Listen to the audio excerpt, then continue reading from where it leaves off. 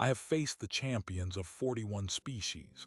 I have shattered their ships and sent them home in disgrace. When I challenged Earth, I expected a warrior. They sent me a 63-year-old propulsion engineer who had never fired a weapon in his life. I took it as an insult. It was not. It was the first time anyone taught me what a ship truly is, and what happens when you challenge a species that builds instead of destroys. That is the voice of Warlord Kesvar, and what you just heard is not a war story. It is a story about a broken weld joint, a retired propulsion engineer from Ceres shipyards, and the most one-sided duel in recorded galactic history that nobody fired a single shot. Kesvar had humiliated 41 civilizations. He had built an empire on fear. Then he challenged Earth, and Earth did something no one could have predicted. They answered with a diagnostic scan. What followed rewrote every rule of engagement the galaxy had ever known, and it all began with a single question. What do you do when the enemy is not a warrior but a mechanic? To understand what happened in that arena, you have to understand what Kesvar was. He was not merely a warlord, he was the warlord. Within the Krell Dominion, a militaristic empire spanning 17 systems, the single-ship duel was the highest form of dispute resolution.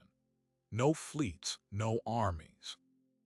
Just one pilot, one ship, and the cold mathematics of superior engineering versus superior engineering. The Dominion had settled territorial claims, trade routes, and even matters of succession this way for 6 centuries.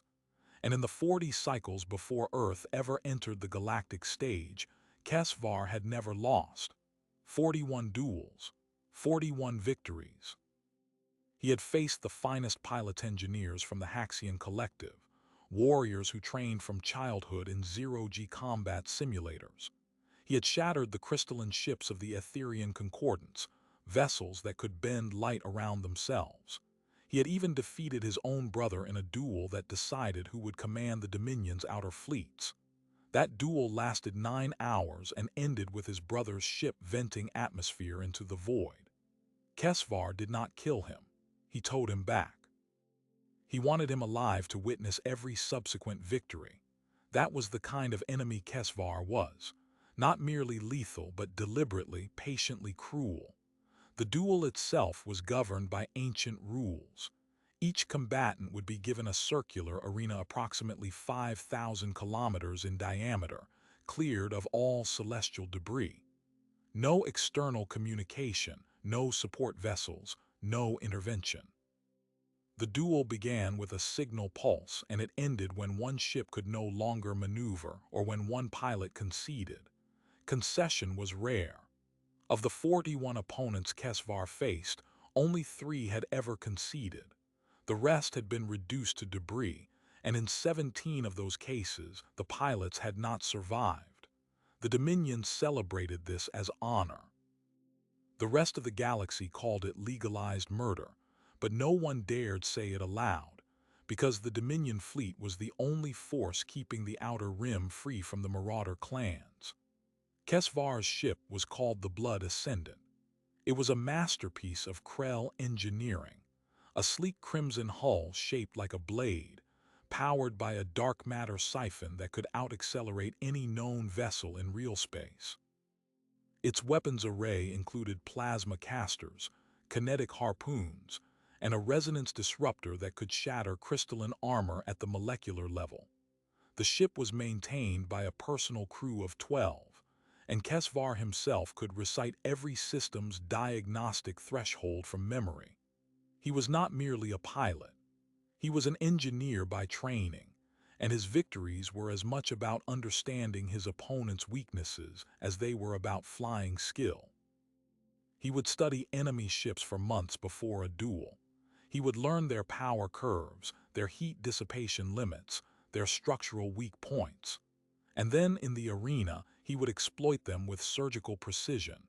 When the Dominion issued a challenge to Earth, it was not a request. It was a declaration of cultural superiority. The Krell had recently encountered humanity's expanding presence on the fringe and viewed it as an encroachment. The Dominion Assembly saw a duel as the quickest way to humble these newcomers and secure favorable borders. The challenge was transmitted on all diplomatic channels, with the full expectation that Earth would either decline, thereby ceding all claims to the contested systems, or accept and send a warrior to die.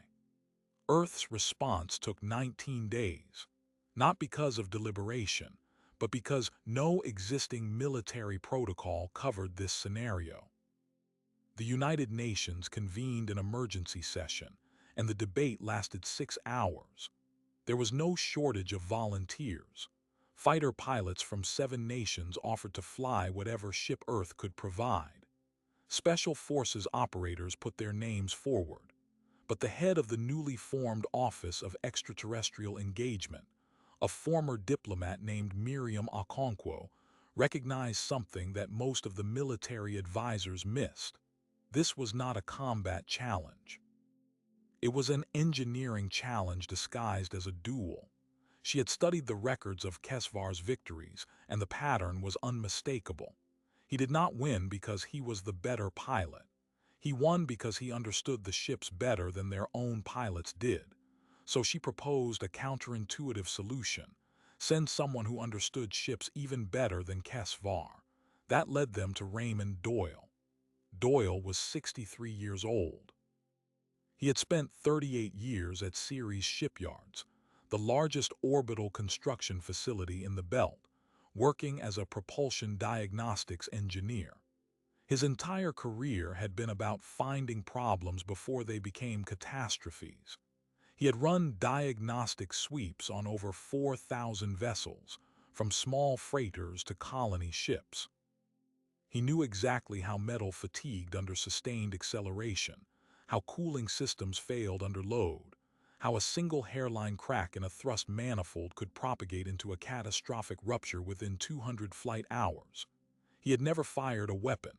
He had never been in combat. He had never even flown a ship beyond the standard test flights. But Okonkwo had seen his file and his unblemished record of catching failures that no one else could see. She called him. The conversation lasted 11 minutes. Duel said yes before she finished explaining the stakes. The ship they gave him was the TSV Wrench, an engineering diagnostic vessel that had been in service for 27 years, mostly used for in-field repairs and structural surveys. It was a boxy, unglamorous vessel painted charcoal gray, covered in external tool arrays, sensor booms, and a single manipulator arm. It had no offensive weapons. Its defensive systems were limited to a standard navigational shield and a reinforced hull, but it carried a full suite of industrial-grade sensors, thermal imaging, vibrational analysis, molecular resonance detectors, and a diagnostic AI that Duel had personally helped program a decade earlier. The Wrench could look at a ship and see everything. Earth informed the Dominion of their selection. Kesvar, upon receiving the name and the vessel specifications, was silent for a long moment. Then he laughed. He believed it was a deliberate insult, a mockery of his ritual. He transmitted a message to his war council: "They send me a mechanic. I will make an example of him that the galaxy will never forget." The duel was scheduled for the first day of the Krell solar cycle, in a cleared zone at the edge of the contested sector. Spectator ships from 18 civilizations gathered at the perimeter, their sensors locked on the arena. The signal pulse came. The countdown began. And Raymond Duel, sitting in the cramped cockpit of the Wrench with a cup of lukewarm coffee, began his first diagnostic sweep on the Blood Ascendant. He wasn't looking for a way to win. He was just looking, and what he found would change everything. But he had no idea that the Warlord was already arming every weapon on his ship, intent on ending the duel in the first 30 seconds. The countdown ended with a single chime, and the arena fell silent. The spectator ships at the perimeter cut their engines to maintain position, their sensors recording every data point. Kesvar did not wait. He powered the Blood Ascendant's plasma casters to full charge, a move that would normally take 90 seconds but which he could execute in 45 through a custom override he had designed himself. The Crimson ship lurched forward, accelerating at 30 standard gravities, its hull shedding the residual light of the countdown beacon like sparks off a blade. Raymond Doyle, in the cockpit of the Wrench, saw none of this directly. He was watching the thermal readout on his primary display, watching a bloom of heat signature that told him exactly where Kesvar was and precisely how much energy his ship was dumping into its weapons grid. He took a sip of his coffee and initiated his second diagnostic sweep. The first plasma salvo came 17 seconds later. It was a killing shot, aimed at the center of the Wrench's hull, where any standard vessel would house its primary reactor. Doyle saw the energy spike 2 full seconds before the caster discharged. That was the advantage of the Wrench's sensor suite. It was not designed to detect weapons fire, but it could read the electromagnetic surge of a capacitor bank discharging with enough fidelity to predict the trajectory. Doyle had already begun a lateral drift 12 seconds earlier, having noticed that the Blood Ascendant starboard maneuvering thrusters ran slightly hotter than the port thrusters, a detail that told him Kesvar would favor a portside roll into the attack. The plasma bolt passed 300 meters to the Wrench's starboard side, close enough to flash the hull temperature up by 14 degrees, but not close enough to do any damage. Kesvar blinked. No opponent had ever dodged his opening shot. What Kesvar did not know, and could not have known, was that Raymond Doyle was not dodging in the traditional sense. He was not predicting flight paths or reading the opponent's intentions through tactical intuition. He was reading the ship's heat profile, its vibrational resonance, its power draw fluctuations, and its electromagnetic emissions, and he was running all of that through a diagnostic AI that had spent 27 years learning how Krell-type dark matter siphons behaved under combat stress. The AI had already mapped 94 distinct system signatures on the Blood Ascendant and was refining its model with every passing second. Doyle had not touched the Wrench's flight controls directly since the first 8 seconds. The ship's semi-autonomous navigation computer, which he had reprogrammed during the pre-duel wait, was executing a continuous series of micro-adjustments based on the AI's predictive output. Doyle was not a pilot. He was an operator. He was watching a machine describe another machine, and the Wrench was moving to stay out of the way. Kesvar fired a second time. This time he used the kinetic harpoons, a volley of 6 magnetically accelerated slugs designed to saturate escape vectors and force the opponent into the path of a plasma follow-up. The slugs left the Blood Ascendant at 6 kilometers per second, spread in a cone that would have been impossible to evade for any conventional fighter. Doyle's display lit up with 6 new trajectories, each one annotated with a projected impact time and a confidence interval. The AI had already calculated that the conical spread assumed a specific thrust-to-mass ratio on the target vessel, based on the Wrench's observed acceleration profile from the first dodge. But Doyle had not used the Wrench's main engines to dodge. He had used only the cold gas maneuvering thrusters, which responded on a different curve entirely. The AI flagged the miscalculation and advised a course correction of 3.2 degrees ventral. Doyle approved it. The Wrench slipped between 2 of the slugs with a clearance of less than 80 meters, and Kesvar's follow-up plasma bolt passed harmlessly through empty space. On the Blood Ascendant, Kesvar slammed his fist against the armrest of his command throne. He had not expected this. He had prepared for a warrior. He had prepared for a pilot who would try to outfly him, outgun him, or outlast him. He had not prepared for someone who refused to engage at all. The Wrench was not returning fire. It was not even broadcasting. It was just moving. And it was moving in a way that made no tactical sense. It was circling. A slow, lazy elliptical orbit that kept the Blood Ascendant at a distance of approximately 800 kilometers, well outside the optimal range for harpoons, and at the outer edge of the plasma caster's effective spread. Every time Kesvar adjusted his heading to close the gap, the wrench adjusted its orbit to maintain the distance, as if it had known exactly what he was going to do before he did it. That was because it had.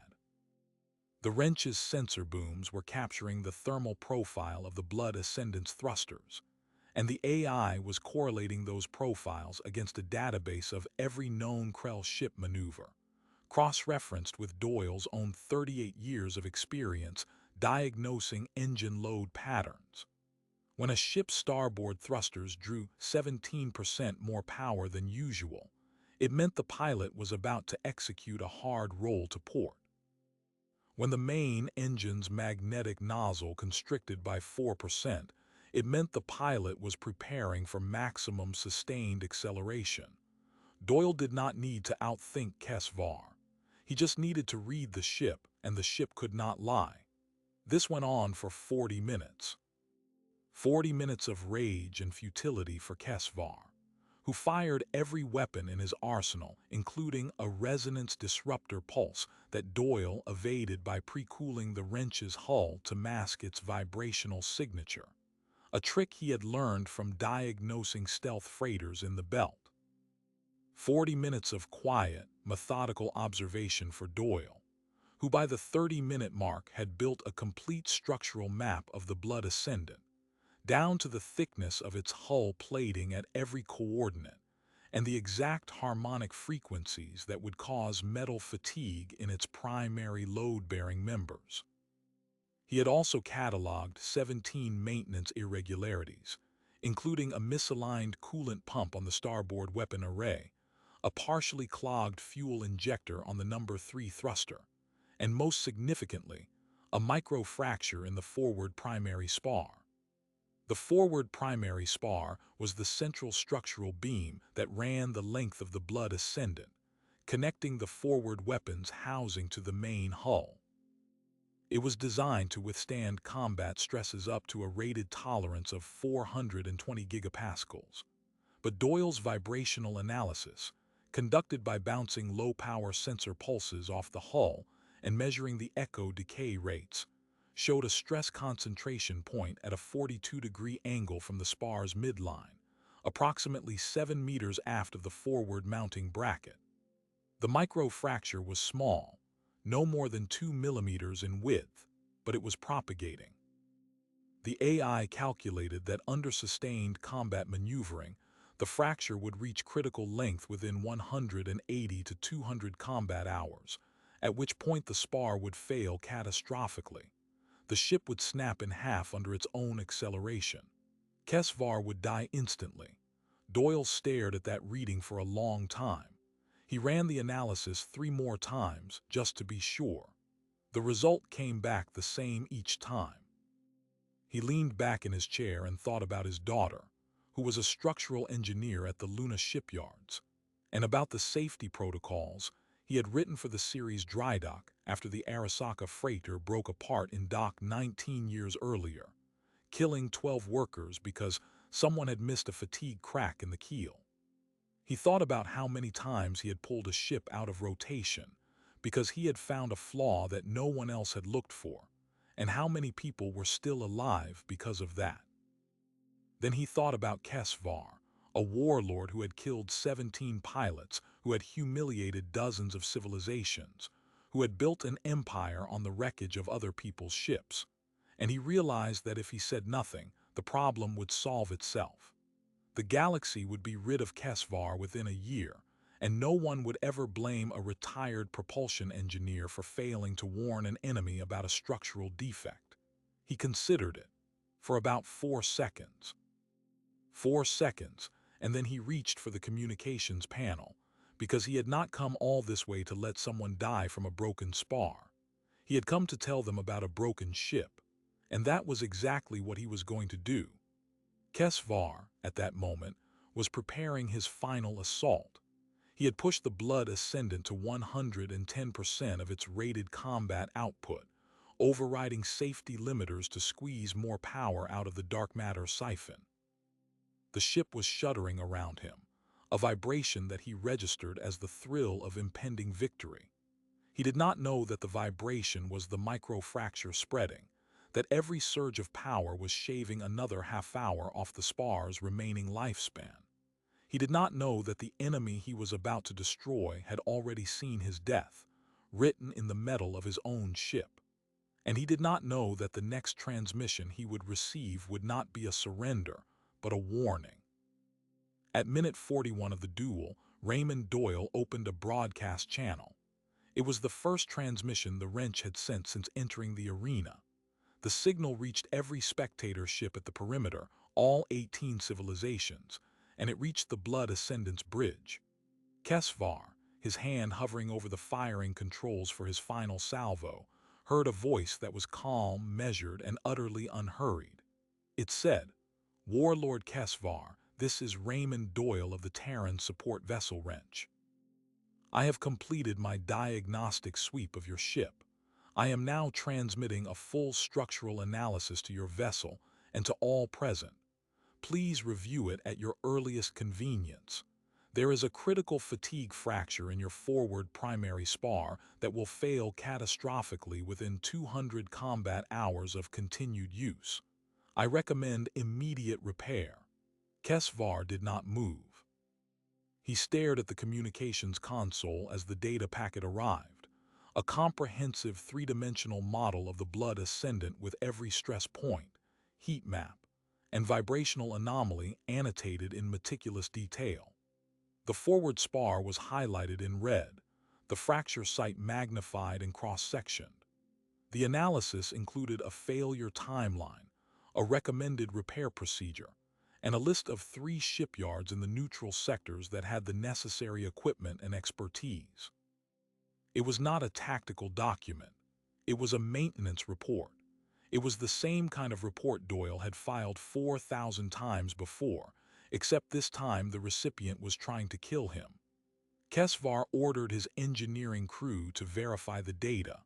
They ran their own diagnostic scans, focusing on the coordinates Doyle had identified. For 6 minutes, the Blood Ascendant floated motionless in the arena while the crew worked. Kesvar sat in silence, watching the chronometer, feeling the vibration of his ship that he had always believed was the hum of power. The report came back. The fracture was real. It was exactly where Doyle said it was. It was propagating at exactly the rate Doyle had calculated.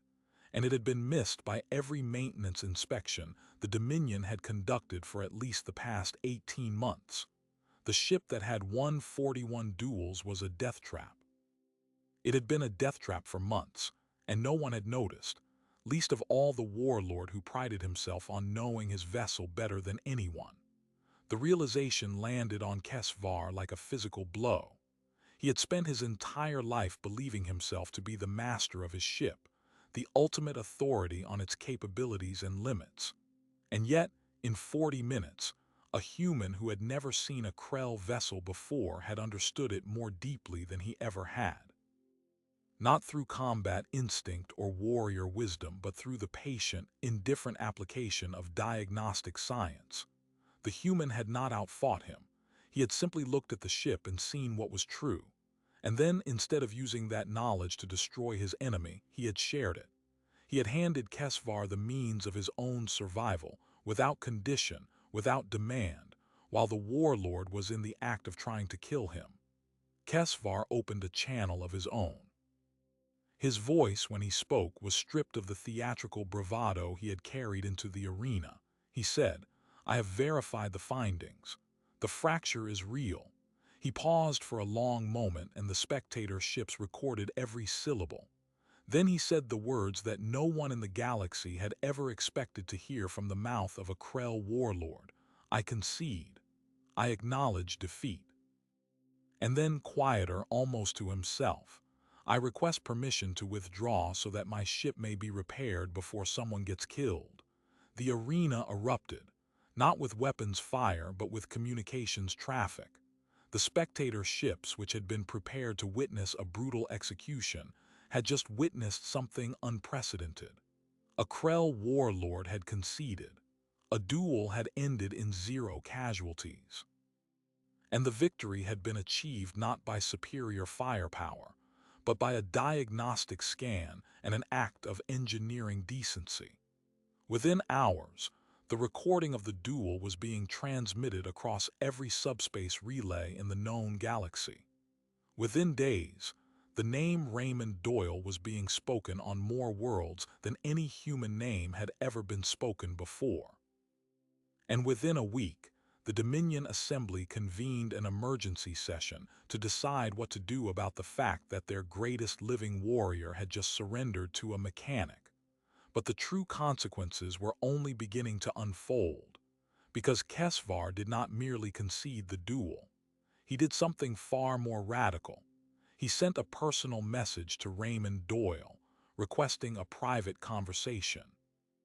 And Doyle, who had already gone back to his temporary quarters on the human diplomatic station, and was in the middle of writing a memo recommending improvements to the wrench's coolant circulation system, agreed. The conversation lasted 7 hours. It was not about strategy or politics or the future of interstellar relations. It was about ships. It was about how metal fatigued under stress, how dark matter siphons could be tuned for efficiency instead of destruction, how the diagnostic AI Doyle had helped build could be adapted for Krell engineering principles. Kesvar, the warlord who had killed 17 pilots, who had built an empire on fear, who had never been interested in anything but victory, discovered that he was fascinated. He had spent his entire life perfecting the art of breaking ships. He had never once considered the possibility of building them. That conversation was the beginning of a correspondence that would last 11 years. They exchanged thousands of messages across those years, discussing propulsion theory, structural engineering, thermal dynamics, and the philosophical question of what a ship was for. Doyle sent Kesvar schematics for human vessels. Kesvar sent back detailed critiques, noting design choices he found inefficient. They collaborated on a new class of hybrid vessel that incorporated both human and Krell technologies, a ship designed not for war but for deep space exploration. Kesvar, who had once commanded the most feared warship in the Dominion, became a shipwright.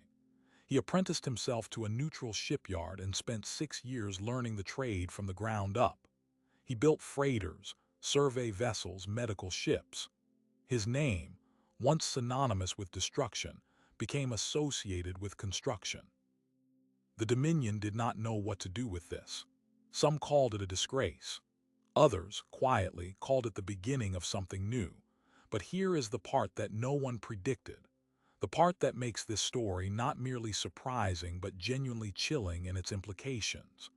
When Kesvar publicly renounced the ritual of single-ship duels and announced that he would devote the rest of his life to shipbuilding, the Dominion's power structure began to fracture. The duel ritual had served as the primary mechanism for resolving disputes without full-scale war. Without it, the Dominion's internal stability crumbled.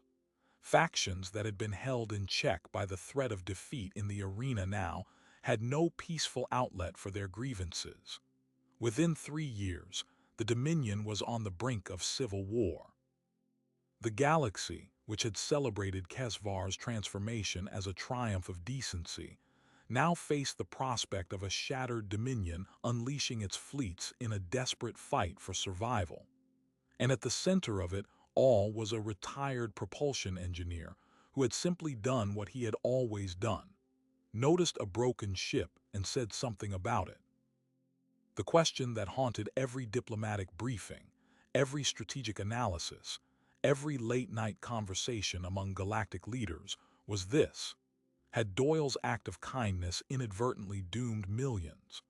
Or had he set in motion something else entirely, something that no one was yet capable of seeing? The answer would take years to reveal itself, and it would depend on whether a former warlord could build ships faster than his former empire could tear itself apart. The Dominion's collapse did not happen all at once. It happened in cracks, spreading like the fatigue fracture Doyle had found. Without the ritual of single-ship duels, The Krell factions had no bloodless mechanism to settle their grievances. The assembly splintered into 3 warring blocks, each claiming legitimacy, each backed by naval forces that had once been united under the imperial banner. Within 18 months of Kesvar's concession, the first shots of the Krell Civil War were fired not in an arena, but in orbit above the colony world of Thessic, where 2 dreadnoughts loyal to rival houses exchanged broadsides that killed 12,000 people in under an hour. The galaxy watched in horror. Analysts pointed to Raymond Doyle's act of kindness as the spark that had lit the powder keg. If he had simply stayed silent, if he had let Kesvar die in the arena, the Dominion might have continued its brutal but stable order for another generation. Instead, an engineer's decency had destabilized an entire empire. But that analysis missed something crucial. Kesvar had not vanished into retirement. He had become a shipwright, and as the Dominion tore itself apart, he was building. His shipyard was on the neutral moon of Arvad, a barren rock that sat precisely on the border between 3 feuding territories. No one wanted to claim it because it had no strategic value, no mineral wealth, no military significance. That was exactly why Kesvar chose it. He arrived there with a small crew of volunteer engineers, 3 decommissioned construction drones, and the schematics he had co-developed with Doyle during their years of correspondence. The first vessel he built was a small freighter, unarmed, designed to carry medical supplies through contested space. He named it the Wrench. He painted it charcoal gray. The warlords of the fragmented Dominion laughed at first. The greatest warrior in Krell history, the man who had shattered 41 champions, was now building cargo ships on a worthless moon. They dismissed him as broken, as an embarrassment, as a cautionary tale about what happens when you let the enemy into your head. But they were not paying attention to what happened next. The medical freighter reached an outbreak zone on a contested world and delivered supplies that saved 8,000 civilians. The second ship Kesvar built was an evacuation transport, capable of ferrying entire colony populations out of war zones. The third was a repair tender, designed to patch up damaged ships regardless of what faction they belonged to. Within 2 years, Kesvar's shipyard was producing vessels faster than any military contractor in the Dominion, and those vessels were saving lives on all sides of the war. The shipwright never fired a weapon. He never endorsed a faction. He never even commented on the war. When delegates from the warring houses came to him, demanding he build warships for their cause, he refused. When they threatened to seize his shipyard by force, he reminded them that the duel ritual had been abolished and that any attack on a neutral facility would unite the other factions against the aggressor. It was a political calculation of exquisite precision, one that surprised everyone who had thought Kesvar was merely a brute. He had never been merely a brute. He had always been intelligent. The intelligence had simply been pointed in the wrong direction for 40 years. Doyle, watching from Earth, recognized what was happening before anyone else did. In one of their many messages, he wrote, "You are not building ships. You are building a coalition. Every neutral world that receives one of your freighters owes its survival to you. Every faction that depends on your repair tenders cannot afford to lose access to your shipyard. You are not out of the war. You are winning it, one weld at a time." Doyle was right. By the 5th year of the Civil War, the warring houses had exhausted themselves. Their fleets were depleted, their supply lines shattered, their population starving. The only entity in Dominion space that was still functioning, still producing, still commanding respect, was Kesvar's shipyard. The warlords who had once laughed at him now came to him not with demands but with requests. They asked for freighters to move supplies. They asked for repair tenders to keep their remaining ships operational. They asked in desperate moments for his advice. Kesvar gave them what they needed, but always with a condition.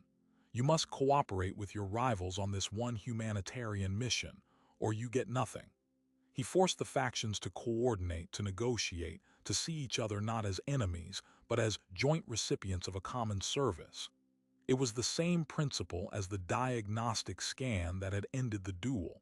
Show someone what is broken, and trust that they will eventually want to fix it. The Civil War ended not in a decisive battle, but in a whimper. The factions simply ran out of the will to fight. They had spent 6 years bleeding themselves dry, and all that time, the only person who had consistently addressed their actual needs, food, medicine, functioning infrastructure, was the former warlord they had written off as irrelevant. When the armistice was finally signed in the 7th year after the duel, it was signed not in a palace or a capital ship, but in a conference room at Kesvar's shipyard on Arvad. The document established a new dominion, not an empire ruled by an emperor, but a confederation governed by a council, with Kesvar serving as an elder advisor with no formal power but enormous moral authority. He accepted the role. His only condition was that the single-ship duel be permanently abolished, replaced by binding arbitration conducted by neutral engineers. The condition was adopted unanimously. Raymond Doyle lived to see all of this. He retired from Ceres shipyards at age 68, but he never stopped consulting. He spent his final years reviewing the designs Kesvar sent him, offering feedback on hull geometries and thermal management systems. They never met in person until the 7th year after the duel, when Kesvar traveled to Earth for the armistice signing. The two men shook hands on the tarmac of the Geneva spaceport, and a photographer captured the image that would become one of the most famous in galactic history: the warlord and the engineer, standing side by side, neither of them looking like legends. Doyle died 4 years later, at 72, from a heart condition that had been diagnosed late. At his memorial service, Kesvar sent a message. It consisted of a single line: "He saw what was broken and told me how to fix it." But here is the final surprising detail. The thing that takes this story from remarkable to genuinely profound. In the years after Doyle's death, Kesvar continued his work, and his shipyard expanded into a training academy. He began teaching young Krell and eventually students from other species the principles of shipbuilding and structural diagnostics. The curriculum he developed was based heavily on Doyle's original diagnostic methods, the same methods that had been used to scan the blood ascendant during the duel. Today, more than 2 decades after the duel, every ship that leaves a Krell shipyard carries a plaque that reads, "Inspected by the Doyle Protocol." It is a final safety check, a last look for hidden fractures, conducted by an AI based on the wrench's original diagnostic software. No ship has ever been lost to structural failure after passing that check. Not one. Raymond Doyle's diagnostic sweep, born from 38 years of quiet, methodical labor in a dry dock on Ceres, has now been applied to over 200,000 vessels across the galaxy. The number of lives that has saved is impossible to calculate. That is what happens when you challenge a species to a duel, and they send someone who understands what your ship is made of. That is what happens when you meet violence not with violence, but with the truth about a cracked spar. Kesvar never dueled again. He died a shipwright at age 81 in his quarters above the shipyard on Arvad, with a half-finished freighter in the bay below and a fresh cup of tea on his workbench. His personal effects included a worn datapad containing every message he had ever exchanged with Raymond Doyle. The last message in the chain, sent by Doyle the week before he died, read simply, "Keep building, keep building." Those 2 words, sent from a dying engineer to a reformed warlord, contain something that most stories about power and conflict completely miss. We are told constantly that the only way to defeat a monster is to become a bigger monster. That strength answers strength. That the appropriate response to a threat is a greater threat. Raymond Doyle and Kesvar proved that wrong, and they did not prove it with a speech or a philosophy. They proved it with a diagnostic scan and a cracked weld joint. Consider what actually happened in that arena. Kesvar had spent his life believing that mastery meant destruction. He learned ships so he could break them. He studied engineering so he could find weaknesses and exploit them. He was, by any measure, brilliant, but the brilliance was aimed entirely at ending things. Doyle's brilliance was aimed at preserving things. Same knowledge, same discipline, same attention to detail, pointed in opposite directions. And when they met, the preserver won. Not because he was stronger or faster or more ruthless, but because the universe is made of physical objects that obey physical laws, and a person who understands those laws is ultimately more powerful than a person who merely wants to impose his will on them. The legacy of that duel is not just a shipyard or a peace treaty. It is a quiet, persistent counterargument to the assumption that violence is inevitable. Every ship that passes a Doyle protocol inspection is proof that the same intelligence used to build weapons can be used to save lives. Every engineer who catches a flaw before it becomes a catastrophe is continuing the work that Doyle did for 38 years in a dry dock on Ceres. None of them will ever be famous. Most of their names will never be known. But they are the reason the lights stay on, the ships stay intact, and the galaxy keeps turning. The story of the alien warlord and the retired engineer has been told 1,000 different ways, in 1,000 different languages, on 100 different worlds. It has been cited in diplomatic debates, in engineering textbooks, in military academies. But the version that matters most is the version that Kesvar himself told, years later, to a roomful of young shipwrights who had just completed their training. He said, "I challenged humanity, and they sent someone who saw my ship more clearly than I did. He did not destroy me. He simply told me what was broken and trusted me to fix it. That is the most terrifying and the most hopeful thing I have ever experienced. Because it meant that all my victories were built on a lie, and my defeat was the first true thing that ever happened to me." He paused, and then he added, "I have been trying to earn that honesty ever since. If this story stayed with you, if you want to hear more about the moments when decency turns out to be the most effective strategy in the universe, then hit subscribe. We tell the stories that other channels overlook, the quiet engineers, the unexpected reversals, the moments when someone refuses to be a monster and the world shifts because of it. Thanks for watching.